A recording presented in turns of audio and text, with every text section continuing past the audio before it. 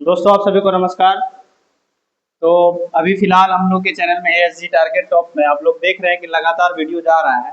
Geography, history, political, है ना। तो मैथ्स का वीडियो बाकी था, तो आज से हम लोग शुरू करते हैं मैथ्स का। ठीक, क्लास 10 का मैथ्स हम लोग स्टार्ट करते हैं। इसमें एक वीडियो दिया हुआ होगा, लेकिन हम लोग फिर से इसको कुछ अलग अंदाज में शुरू करते हैं फिर से। ठीक है।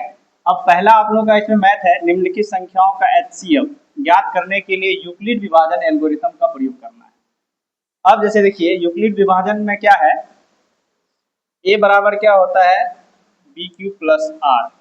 ये सिस्टम इसमें लागू करना है। ठीक। अब जैसे देखिए 135 और 225 है, इसमें आपको ध्यान देना है कि छोटी संख्या कौन है और बड़ी संख्या कौन है। जो छोटी संख्या है, ठीक, उसको इस साइड लिखेंगे, बड़ी संख्या को क्या करेंगे, इस साइड लिखेंगे, यानी बड़ी संख्या को छोटी संख्या से भाग दे देंगे। अब अगर हम इसको भाग देते हैं तो एक बार चलता है 135, ठीक है, दो बार चलाएंगे 270 हो जाएगा, जबकि 270 अपने पास है नहीं। ठीक, 5 में से 5 गया 0। ठीक, यहाँ कितना बचा, 12 से 3 गया 9। अब यहाँ पे 1 में से 1 गया, ये कैंसिल हो गया। ठीक है, तो यहाँ पे हम 0 लिख सकते हैं। अब 135 को उठा के यहाँ डाल देना है। एक बार में चलाएंगे 90 हो जाएगा, यहाँ पे 5 बचेगा। ठीक, उसके बाद कितना, 13 में से 9 गया 4, 45। अब 90 उठ के यहाँ आ जाएगा। ठीक है, 45 दूनी 90। ठीक, अब कौन सा विधि कह रहा है, तो यूक्लिड विभाजन एल्गोरिथम। यहाँ हम लोग लिख देंगे शॉर्ट में यूक्लिड विभाजन एल्गोरिथम। ठीक से, अब ये क्या कहता है यूक्लिड विभाजन एल्गोरिथम कि ए बराबर क्या होता है, बी क्यू प्लस आर। तो इसमें ए क्या है, 225 बराबर बी कितना है, तो 135 गुना क्यू कितना है, तो 1, और प्लस आर कितना है इसमें, तो 90। ठीक है, उसके बाद दूसरा आ जाते हैं हम लोग 135। ठीक, 135 पर कितना है, तो 90 इंटू 1 और प्लस कितना बचा, 45। अगला स्टेप है 90। तो 90 में क्या क्या है, जैसे 45 इंटू 2 प्लस 0। अब एक चीज ध्यान में रखना है कि एचसीएफ में तब तक काटते रहना है जब तक 0 ना हो जाए। अब हम लोग यहाँ लिखेंगे इसका आंसर कि इसीलिए एचसीएफ कितना कितना का निकाले थे, 135 और 225 बराबर कितना हो गया, तो जो लास्ट का संख्या होगा वही आंसर हो जाएगा, यानी 45 आंसर। तो आप लोगों का 1.1 का 1 का 1 नंबर है, इसका आंसर कितना हो जाएगा, 45। ये आंसर हो गया इसका। ठीक है, आप लोग इसको देख लीजिए, इस टाइप से बनेगा। अब उसी तरह क्या करेंगे, हम लोग सेकेंड मैथ को देखते हैं। कितना है, 196 और 38 220 है। ठीक, 196 और 38 220 जो है, इसको बनाना है। तो हम लोग लिख देंगे 38 220। हाँ, इसको किससे करना है, 196 से।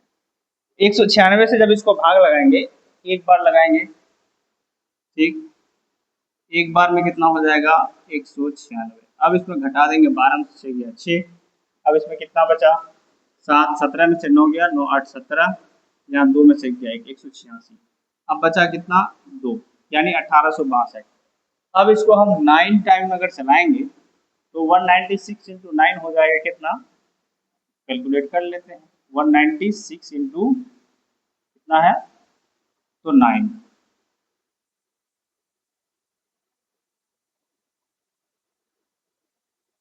1765 कितना होता है, 1764 हो जाएगा। ठीक, 954, हाँ 1764 हो जाएगा। तो यहाँ हम लोग लिख देंगे 1764। 12 से 4 गया 8, अब बचा कितना, 15 से 6 गया 9, अब बचा कितना, 7 में 7 गया कैंसिल, ये भी कैंसिल, अब 0, 980।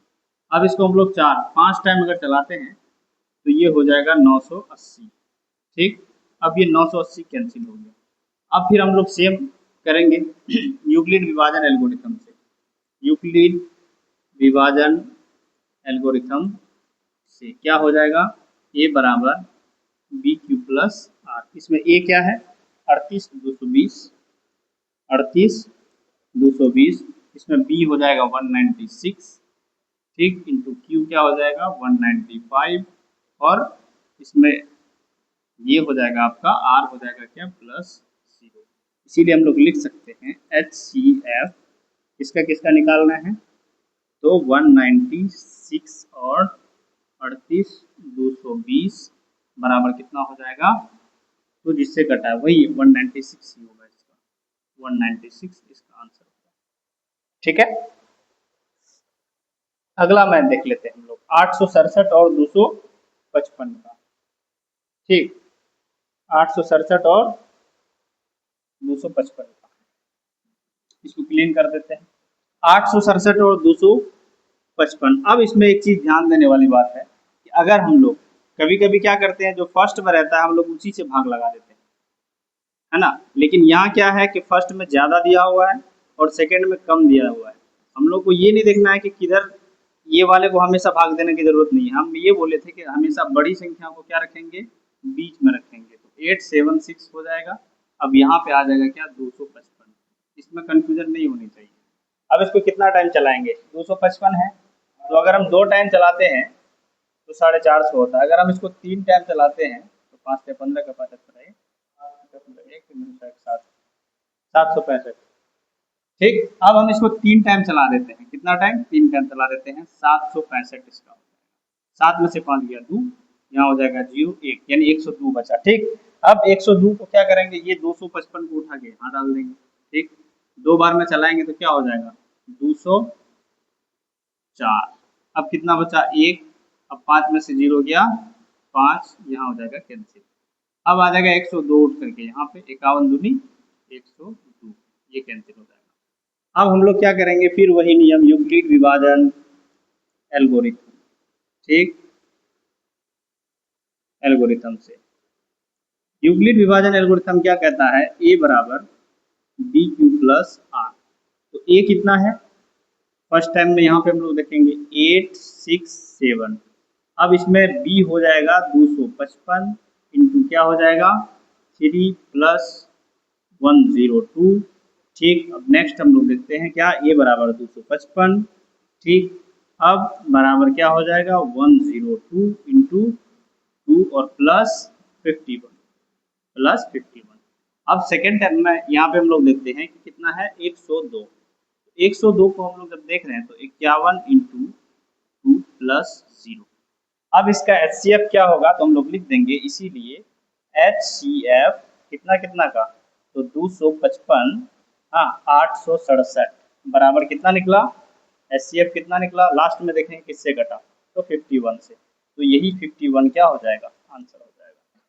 ठीक, अब हम लोग देखते हैं, ये इसमें से एक नंबर का ये 3 मैथ था, इस 3 मैथ को हम लोगों ने बना लिया। ठीक, और इसका आंसर भी आ गया। अब हम आप लोगों के लिए एक मैथ दे रहे हैं जो आप लोगों को बना करके लाना है और कमेंट में भेजना है, या फिर जो भी हो, जो ऑफलाइन वाले बच्चे हैं उसको बना लेंगे। ठीक, 156 के बाद है 221 और 364 का HCF निकाल के दिखाना है।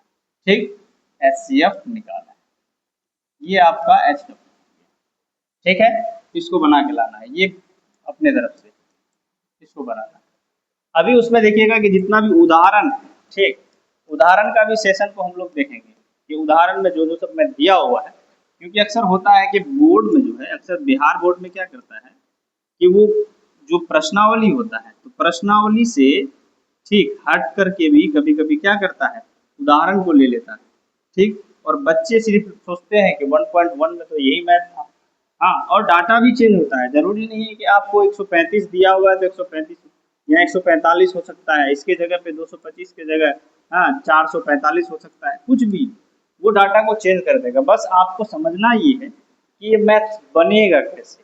ठीक है, अगर आप बनाने के लिए सीखे तो आपके लिए क्या है, ये ईजी है ना। अगर नहीं सीखे, आपको सिर्फ ये रट लिए कि हाँ इसका ये होगा, इसका ये होगा, इसका ये होगा, तो आप ज़्यादा लंबा टाइम तक जो है वहाँ पे टिक नहीं पाएंगे, आपको दिक्कत हो जाएगा। इसीलिए एक मैथ और ले लीजिए आप कि 44 और 420 का HCF निकालना है आपको। ठीक, अब देखिए कभी कभी हम लोग HCF जो निकालते हैं ये है यूक्लिड विभाजन एल्गोरिथम से। ठीक, लेकिन कभी कभी मैथ्स में जो आपको मिल जाएगा एचसीएफ, वो भाग विधि द्वारा भी निकालने के लिए मिल जाता है। ठीक, भाग विधि द्वारा भी एचसीएफ निकाल लेते हैं। जो अभी हम लोग निकाल रहे थे वो विधि वही था, लेकिन इसमें हम लोगों ने क्या जोड़ा, ए बराबर बी क्यू प्लस आर को हम लोग को क्या करना था, दर्शाना था। ठीक, एक भाग विधि द्वारा जो सिंपल लास्ट में जो निकलता था वो हो जाता था, और एक विधि आपको मिलेगा जो है क्या, अभाज्य गुणनखंड विधि द्वारा। ठीक, अभाज्य गुणनखंड विधि द्वारा, है ना। इससे भी आपका क्या निकलता है, तो इससे भी एचसीएफ निकलता है। ठीक, एलसीएम निकलता है, एलसीएम इससे भी निकलता है।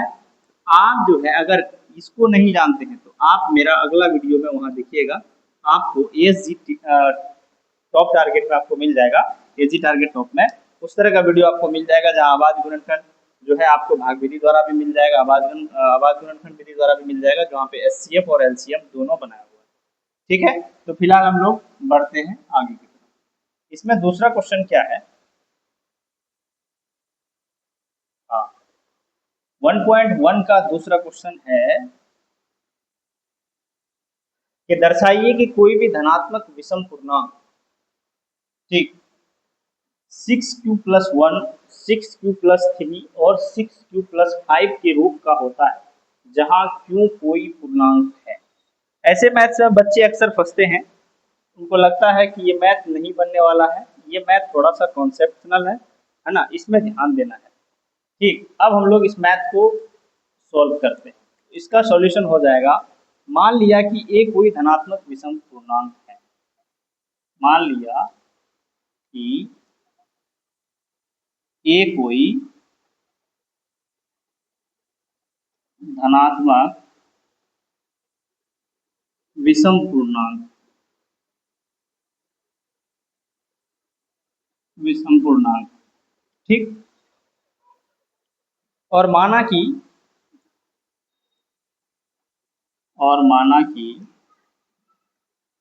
b बराबर 6। ठीक है, क्योंकि यहाँ पे 6q+1 के रूप का आ रहा है। ठीक है, तो जाहिर सी बात है कि b क्या होगा, 6 होगा, क्योंकि यहाँ भी 6 है, यहाँ भी 6 है, यहाँ भी 6 है और यहाँ भी 6 है। और हम लोगों ने पढ़ा है कि a बराबर क्या होता है, तो bq+r के रूप का फॉर्मूला। अगर हम किसी धनात्मक पूर्णांक को अगर a मान रहे हैं तो b किसी को है मानना पड़ेगा, तो b के जगह पे ऑलरेडी हर जगह पे 6 दर्शा रहा है ऑलरेडी, 6q+1, 6q+ हाँ 3 और 6q+5, और r के जगह पे वहां पे दर्शा रहा है कहीं पे 1, कहीं पे 3 और कहीं पे 5, यही ना दर्शा रहा है। ध्यान दीजिए आप क्वेश्चन पे कि कहीं पे क्या है, b के जगह पे 6 है ना, उसके बाद आप देखिए r के जगह पे कहीं 1 है, कहीं 3 है और कहीं 5 है। तो हमें यहाँ पे ध्यान देना है कि जो यूक्लिड विभाजन एल्गोरिथम, तो यूक्लिड विभाजन एल्गोरिथम के अंतर्गत a बराबर bq+r, अगर हम किसी धनात्मक पूर्णांक को अगर a मान लेते हैं, ठीक है, a मान लेते हैं धनात्मक पूर्णांक को, तो हमारे b के जगह पे हमारा क्या है, 6 है, इसीलिए हमने यहाँ क्या माना, b बराबर 6। तो r के जगह पे दिया हुआ है, एक जगह पे 1, एक जगह पे 3 और एक जगह पे 5, है ना, 6q+1, 6q+3 और 6q+5, और q की जगह q ही है, हर जगह q ही इस्तेमाल हुआ है ना। यानी हम लोग इसको क्या कर सकते हैं, 6q+1, 6q+3 और 6q+5 के रूप का हम लोग इसको मान सकते हैं। लेकिन अभी हम लोग फिलहाल इसको निकालते हैं कि निकलेगा कैसे। ठीक है,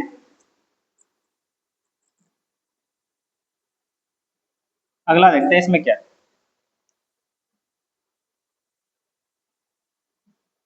मानते हैं कि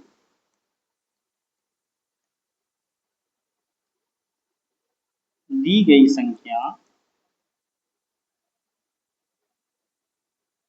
संख्या का रूप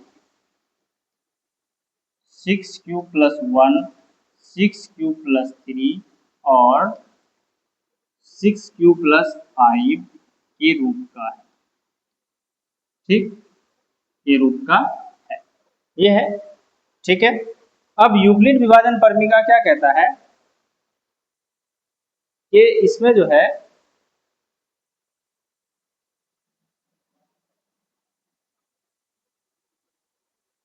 इसमें जो है आर का संभावित मान हम लोग क्या ले सकते हैं, तो आर का संभावित मान जो है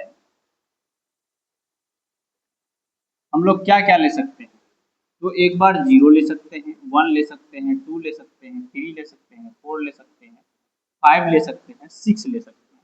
ये 6 मान तक हम लोग ले सकते हैं। अब देखो जब r बराबर अगर हम लोग 0 लेते हैं, क्या लेते हैं, r बराबर 0 लेते हैं, ठीक, r बराबर 0 लेते हैं, ठीक, तो a बराबर क्या हो जाएगा, हाँ 6, है ना। r बराबर जब हमने 0 लिया तो बी क्यू प्लस आर होता है ना, तो b की जगह तो 6 आ गया और q की जगह q, और प्लस यहाँ पे 0 होना चाहिए था लेकिन हमने 0 नहीं लिया, 6q के रूप में आ गया, ठीक है ना।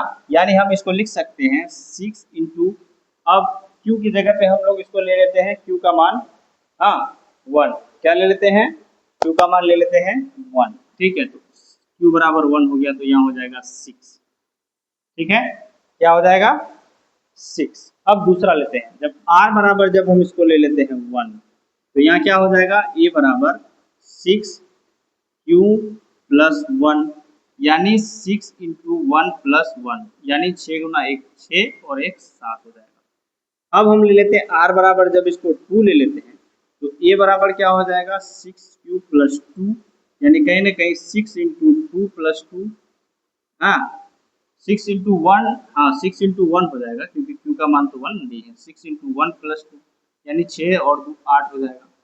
अब r बराबर जब हम लेते हैं 3, तब a बराबर क्या हो जाएगा 6q प्लस 3, यानी 6 इंटू 1 प्लस 3, तो इसमें हो जाएगा 9। r बराबर जब हम लोग 4 ले लेते हैं, तब a बराबर क्या हो जाएगा, तो 6q प्लस 4 हो जाएगा, यानी 6 इंटू 1 प्लस 4, तो यहाँ हो जाएगा 10। उसके बाद जब r बराबर हम लोग 5 ले लेते हैं, तो a बराबर हो जाएगा 6q प्लस 5, यानी 6 इंटू 1 प्लस 5, तो यहाँ पे हो जाएगा 11, ठीक। r बराबर जब हम लोग 6 ले लेते हैं, तो a बराबर क्या हो जाएगा, तो 6q प्लस 6, यानी यहाँ पे हो जाएगा 6 इंटू 1 प्लस 6, तो यहाँ हो जाएगा 12। अब इसमें देखने वाली बात ये है, लेकिन इसमें क्या क्या कौन कौन सम है, लेकिन इसमें आप ध्यान दीजिए, ये जो 6 है ये सम है कि विषम है, बिल्कुल सम। 8 क्या है, सम है कि विषम है, सम। 10 क्या है, तो सम है कि विषम है, तो सम है। 12 क्या है, तो ये भी सम है। अब देखो हम लोग 6 की जगह पे 6 क्यों लिख सकते हैं, है ना, और 8 की जगह पे हम लोग क्या लिख सकते हैं 6q प्लस 2 लिख सकते हैं, 10 की जगह पे क्या लिख सकते हैं 6q प्लस 4 लिख सकते हैं, और 12 की जगह हम लोग क्या लिख सकते हैं 6q प्लस 6 लिख सकते हैं। यानी 12 भी क्या है, सम है, 10 भी क्या है, तो सम है, 8 भी क्या है, तो सम है, और 6 भी क्या है, तो सम है। अब हम लोग क्या लिखेंगे, लेकिन 6q, है ना, 6q प्लस 2, 6q प्लस 4 और 6q प्लस 6, ये सब क्या है 6q प्लस 6, ये जो है सम संख्याएं, क्या है, सम संख्याएं, ये सब क्या है, तो सम संख्याएं। अब हमको निकालना क्या था, तो विषम संख्या, इसीलिए हम लोग लिखेंगे 6q प्लस 1, 6q प्लस 3 और 6q प्लस 5, क्या है, तो 6q प्लस 5 ही क्या है, संभव है कि ये क्या है, विषम संख्या, ठीक। इस मैथ में आपको इतना ही लिखना है, ठीक। ये मैथ इसी तरह से बनेगा जहां आप समझ जाएंगे। जब आप r बराबर 0 लेते हैं तब वैल्यूशन क्या होता है, r बराबर 1 लेते हैं तब क्या होता है, r बराबर 2 लेते हैं तब क्या होता है, r बराबर 3 4 5 6 रख करके आप लोग देख लीजिए।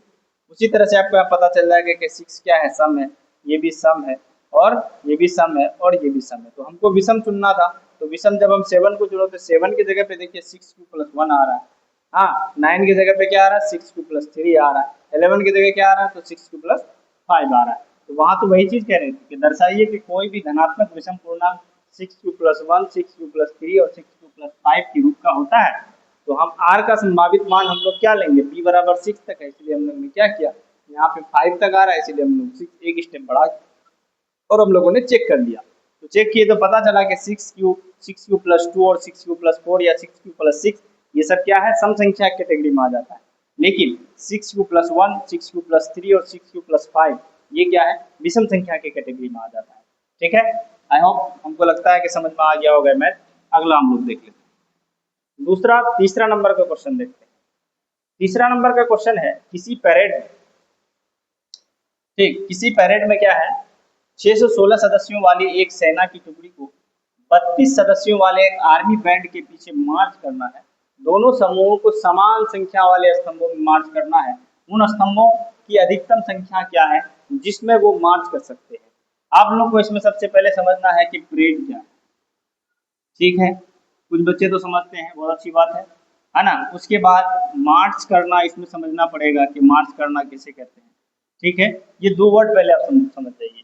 परेड मतलब वो जब सेना जब एक साथ निकलती है किसी ग्रुप में, किसी समूह में, कहीं पे ट्रेनिंग के लिए या कोई ऐसा कोई विशेष कार्य के लिए, जब वो लोग साथ में जाता है, या फिर उन लोग का सुबह सुबह का एक जो मतलब नियमित जो नियमवाली के अनुसार वो लोग काम करता है, हाँ, जिसमें उन लोग को दौड़ना भागना उसमें शामिल होता है, वो परेड होता है। या फिर खड़ा होकर असेंबली सब में वो परेड होता है। ठीक है, मार्च करना हो गया क्या, कि किसी जगह से किसी जगह मूव करना, एक जगह से दूसरी जगह मार्च करना। ठीक है, सेना की टुकड़ी रहती है उसको मार्च करना, वही होता है। ठीक है, अब यहाँ पे क्वेश्चन अब आपको समझ में आ जाएगा कि जैसे किसी परेड में 616 सदस्यों वाली एक सेना की टुकड़ी है, एक परेड कर रहा है, उसमें 616 सेना की टुकड़ी है। हाँ, अब एक सेना की टुकड़ी को 32 सदस्यों वाले एक आर्मी बैंड के पीछे मार्च करना है। दोनों समूहों को समान संख्या वाले स्तंभों में मार्च करना है। उन स्तंभों की अधिकतम संख्या क्या होगी। ठीक है, तो हम लोग को इसमें करना क्या है, सेना की पहली टुकड़ी के सदस्य हम लोग लिख लेते हैं। सेना की पहली टुकड़ी की सदस्य है ना, पहली टुकड़ी की सदस्य है ना, पहली टुकड़ी की सदस्य कितना है, तो 616,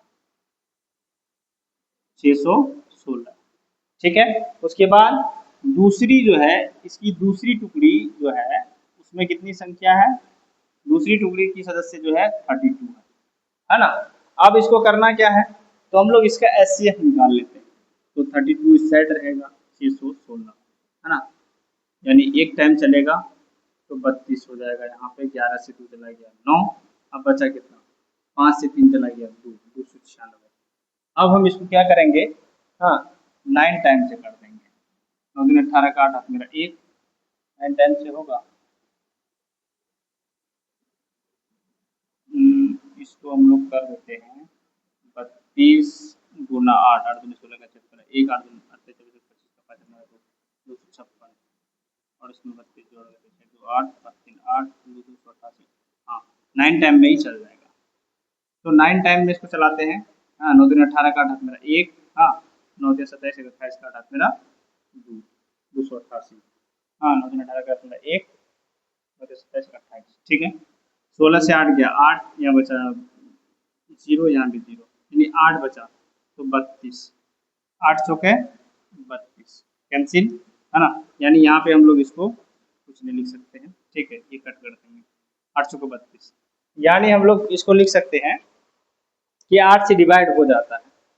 ठीक है, इसीलिए 616 हम लोग लिख देते हैं यहाँ पे 616 और कितना था 32 का जो एचसीएफ है, हाँ, एचसीएफ बराबर कितना निकला, तो 8 निकला। ठीक है, 8 निकला। अब हम लोग लिख सकते हैं अतः स्तंभ की अधिकतम संख्या,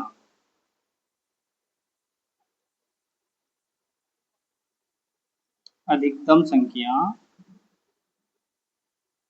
बराबर 8, 8 स्तंभ होंगे।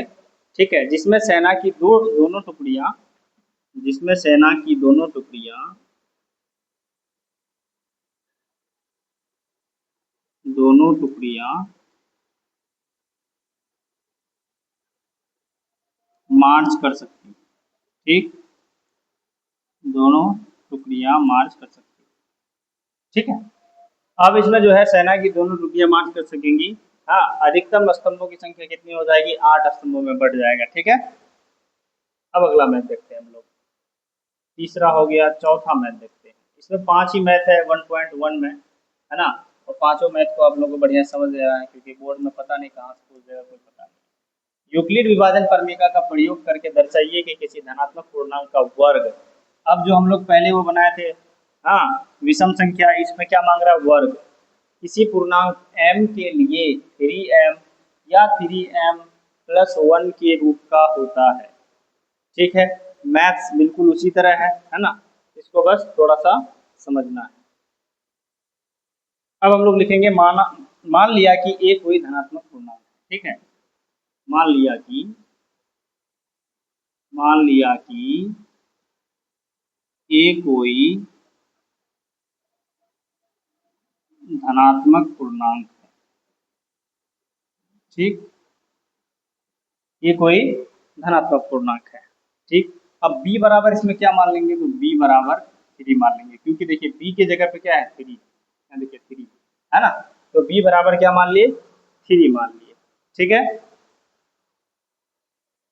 अब देखते हैं r बराबर जब हम लोग r बराबर 0 रखते हैं, जहाँ r बराबर अगर हम लोग इसको 0 मानते हैं तब क्या होगा, r बराबर जब 0 मानेंगे तो a बराबर क्या हो जाएगा 3q, है ना, 3q होगा। अब इसमें क्या करना है कि विभाजन प्रमेय से धनात्मक पूर्णांक का वर्ग मांग रहा है। ठीक है,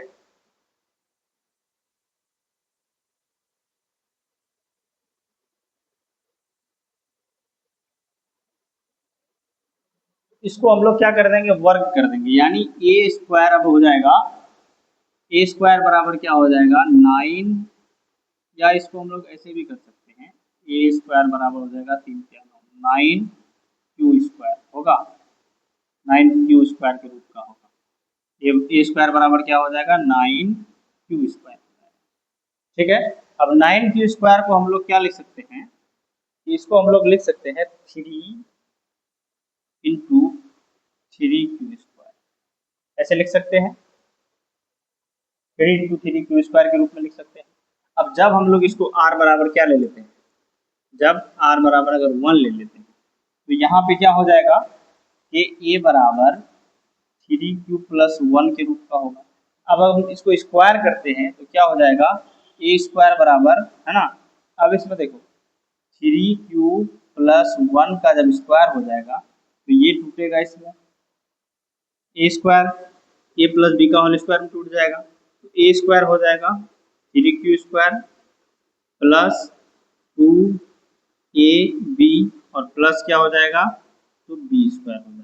ठीक है, यानी यहाँ हो जाएगा 9q² प्लस 3 दूनी 6 6q और प्लस हो जाएगा 1, कितना हो जाएगा। अब हम लोग इसको क्या कर सकते हैं कि इन दोनों में कॉमन ले लेंगे, 3 कॉमन आ जाएगा। ठीक है, तो 3 3 जा 9 3q² प्लस 2q और यहाँ पे +1 बार। ठीक, अब आ जाइए, जब r बराबर हम लोग 3 ले लें, जब r बराबर क्या ले लें 2 ले लेते हैं।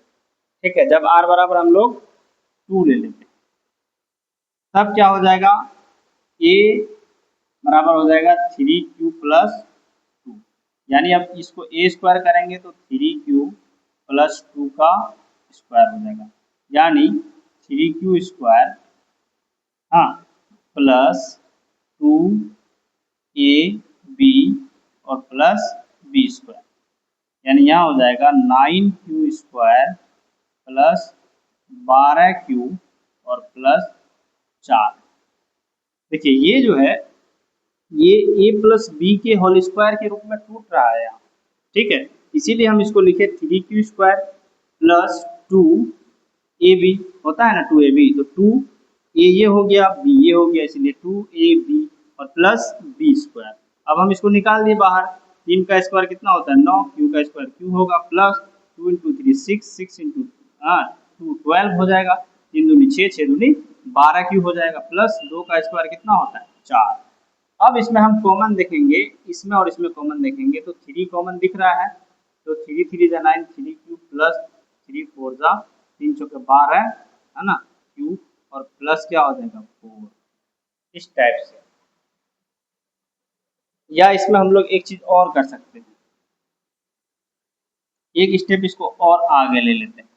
9q² प्लस 12q और प्लस 3 और प्लस 1, है ना, इसको ले लिए। अब ये क्या हो जाएगा, 3 कॉमन ले लिए, है ना, तो यहाँ हो जाएगा 3 3 9, 3q² प्लस 4q, है ना, और प्लस 1 और यहाँ पे प्लस 1, इस टाइप से जाएगा इसमें। ठीक, अब ये देखिए, इसमें हम लोग को चेक ये करना है कि क्या ये 3m, हाँ, और 3m प्लस 1 के रूप का है या नहीं है। ठीक, 3m या 3m प्लस 1 के रूप का है या नहीं है। तो जब r बराबर हम लोग 0 लेते हैं, ठीक, इसको हम इरेज कर रहे हैं, इसमें और लिखना पड़ेगा, इसीलिए हम इसको इरेज कर रहे हैं, आप लोग इसको यहाँ से लिख सकते हैं।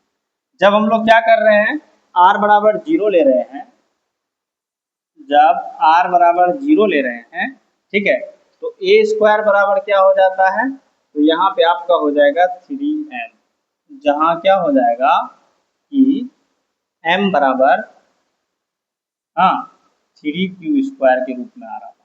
ठीक है, जब r बराबर हम लोग क्या ले लेते हैं 1, ठीक, तो a² बराबर क्या हो जाता है 3m प्लस, हाँ, इसमें आ जाएगा क्या 3m प्लस 1 के रूप का। तो जहाँ m बराबर क्या हो जाता है, जहाँ m बराबर 3q² प्लस 2q आता था, 3q² प्लस 2q आता था। ठीक है, उसके बाद जब r बराबर हमने 2 ले लिया, तो a² बराबर क्या हो जाएगा 3m और प्लस फिर 1 के रूप का आया प्लस 1, और जहाँ जो है m बराबर क्या आ जाएगा, तो 3q² प्लस क्या आता था 4q, है ना, 4q और प्लस 1 आया था। तो ये ध्यान में रखना है। ठीक है, अतः अब इसमें फाइनल लिख देंगे, अतः किसी धनात्मक पूर्णांक, किसी धनात्मक पूर्णांक का वर्ग 3m प्लस 1, है ना, इसमें जोड़ दो या 3m या 3m प्लस 1 के रूप का होगा, के रूप का होगा, है ना, जहां m एक पूर्णांक होगा। ठीक है, जहां m एक पूर्णांक, ठीक, जहां m एक पूर्णांक है। इतना इस मैथ में बनाना था। ठीक है, अगर इसमें कोई दिक्कत हो, कहीं पे कोई परेशानी हो, तो आप इसमें कमेंट में लिख सकते हैं। ठीक है, मैं आपको दोबारा समझा दूंगा। ठीक है, इसमें कुछ ज्यादा है नहीं, बस आपको मान रखना है। मान रखने के बाद आपके समझ में आ जाएगा कि r बराबर जब 0 रखेंगे तो कैसा रूप आएगा। ठीक है, इसमें स्क्वायर में जब बदलेंगे तो आप उस टाइप से आएगा। r बराबर जब 1 रखेंगे तब किस रूप में होगा, और उसमें जो है बीच में जो m जो आ रहा था, क्योंकि हम लोगों ने जो कॉमन लिया था 3 क्यू के, 3 का कॉमन हम लोगों ने लिया था, उसके बाद जो बीच में जो आ रहा था वो संख्या हमने 3q प्लस 2q के रूप में आया था, 3q² प्लस 2q के रूप में। उसी तरह से जब r बराबर 2 हमने लिया, तो बीच में m की जगह पे ये आ रहा था, क्योंकि संख्या क्या कह रहा था कि 3m और 3m प्लस 1 के रूप का होना चाहिए, इसीलिए हम लोगों ने कॉमन क्या लिया था 3, और m का मान यहाँ पे बदल रहा था, m का मान बदल रहा था। ठीक है, अगला मैथ हम लोग देख लेते हैं, ये इस चैप्टर का लास्ट मैथ है। ठीक है, अब देखिए ये उसी टाइप से मैथ है। ठीक है, यूक्लिड विभाजन प्रमेय का प्रयोग करके, हाँ, दर्शाएं कि किसी धनात्मक पूर्णांक का घन 9m प्लस 1 या फिर 9m प्लस 8 के रूप का होता है। बात वही है। ठीक है ना, ये आप लोगों का है 5वां नंबर का मैथ्स।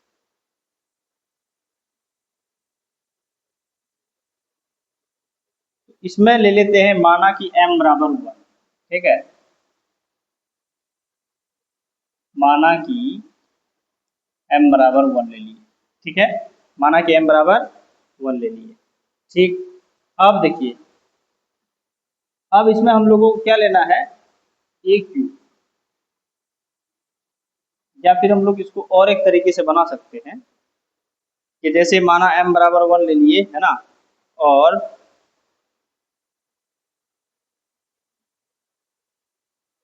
ठीक है, एक बार करके देखते हैं। ए क्यूब बराबर अगर हम लोग लेते हैं तो इसमें आपका आ जाएगा 9m का स्क्वायर। कितना का स्क्वायर? तो 9m का स्क्वायर क्यूब आ जाएगा। ठीक है, 9m का क्यूब, है ना, बराबर हम लोग इसको लिख सकते हैं 9 इंटू 1, क्योंकि m बराबर 1 ले लिए हैं, 9 इंटू 1 का क्यूब यानी 9 का क्यूब। तो 9 का क्यूब कितना हो जाएगा? ये 9 का क्यूब, तो 9 का क्यूब कितना हो जाएगा? आप लोगों को क्यूब याद होगा तो पता हो जाएगा कि 729 होता है इसका। अब हम लोग दूसरा लेते हैं पुनः। दूसरा स्टेटमेंट में क्या है कि 9m प्लस 1 के रूप का होता है। ठीक, तो हम लोग फिर इसको ले लेते हैं 9m प्लस 1 के क्यूब में। ठीक है, यानी 9m प्लस 1 के क्यूब में लेंगे। अब क्या हो जाएगा? m की जगह हम लोगों ने 1 लिया है, इसलिए 9 इंटू 1 प्लस 1 का क्यूब हो जाएगा। ठीक, यानी हो जाएगा 9 प्लस 1 का क्यूब यानी 10 का क्यूब। तो 10 का क्यूब क्या हो जाएगा? तो 10 पर 3 जीरो, यानी 10 पर 4 जीरो हो जाएगा टोटल। ठीक है, 10 पर क्यूब, 10 पर क्यूब हो जाएगा आपका हाँ 3 जीरो हो जाएगा, तो 1 2 3, हाँ 3 जीरो यानी 1000 हो जाएगा। ठीक है, उसके बाद अब आ जाते हैं हम लोग 9m प्लस 8 के रूप का। तो 9m प्लस 8 के क्यूब को ले लेते हैं हम लोग। तो 9 इंटू 1 प्लस 8 इस रूप में जाएगा, इसका क्यूब, है ना। अब यहाँ क्या हो जाएगा? 9 इंटू 9 प्लस 8 हो जाएगा, इसका क्यूब, तो यानी 17 का क्यूब। तो 17 का क्यूब कितना होता है? तो 4913, 4913 ये हो गया इसका क्यूब। अब हम लोग क्या करेंगे? यूक्लिड विभाजन परमिका से, यूक्लिड विभाजन परमिका से इसमें हम लोग क्या करेंगे कि सबका क्या करेंगे? निकालेंगे हम लोग यूक्लिड विभाजन के थ्रू, इसका हम लोग एचसीएफ निकाल लेंगे। जैसे 4913 का अगर हम लोग करते हैं तो इसमें हो जाएगा 1000 इंटू 4, है ना, हो जाएगा 4000, है ना, प्लस 913। ठीक, उसके बाद अब 913 आप इसको जब यूक्लिड विभाजन में आप जब इसको कीजिएगा तो आपको पता चल जाएगा, है ना। उसके बाद क्या है कि आपको निकालना पड़ेगा किसका? 1000 का। तो 1000 का हो जाएगा कितना? 913 इंटू 87। ठीक, नेक्स्ट आपको निकालना पड़ेगा 913 का। तो 913 का क्या हो जाएगा? 87 इंटू 1 प्लस 87, 87 इंटू 1 प्लस यहाँ हो जाएगा 43। ठीक है, उसके बाद आपको फिर निकालना पड़ेगा 87 का। तो 87 का हो जाएगा क्या कि 43 इंटू 2, हाँ 43 इंटू 2 और प्लस 1 हो जाएगा। और नेक्स्ट हो जाएगा 43 का। 43 का हो जाएगा 1 इंटू 43 प्लस 0। ये इसका क्या हो जाएगा? यूक्लिड विभाजन करने का। ठीक है,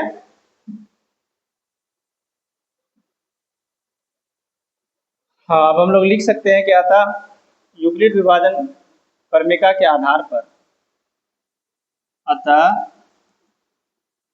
हम लिख सकते हैं या फिर हम लोग इसको कह सकते हैं कि अतः यूक्लिड विभाजन परमिका के आधार पर, अतः यूक्लिड विभाजन परमिका, हाँ, के आधार पर, हाँ, के आधार पर हम कह सकते